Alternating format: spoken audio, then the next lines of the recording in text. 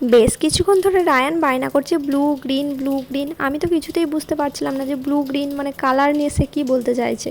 তারপর তার পাপা বুঝতে পেরে আমাকে বলল সে এখন জেমস চকলেট খাবে, তাই ব্লু গ্রিন বলছে। আসলে জেমস চকলেটগুলো নানা রকম কালারের থাকে, তাই সে কালারের নামগুলো বলছে। আর ফ্রিজটা দেখাচ্ছে চচো করছে। যে এত চকলেট রাখা আছে, কিন্তু সে সেগুলো খাবে না, সে জেমসই খাবে। এখানে সে জেমসের প্যাকেটটা পেয়ে খুব খুশি। রায়ানের পাপা যখনই বাইরে যায় তখনই তার জন্য চকলেট আনে, বা বাড়িতে কেউ এলে তার জন্য চকলেট আনে। সে বাইরে গেলেই চকলেট পাই।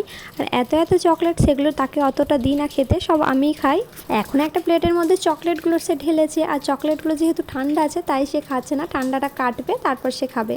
আসলে ঠান্ডা থাকলে আমরা বলি না উফ খেও না এখন, তাই সে নিজে থেকেও সেটা খাচ্ছে না। আর এখানে জেমসের প্যাকেটটা সে নিজেই ডাস্টবিনে ফেলতে গেছে, আমি তাকে বলিও নি।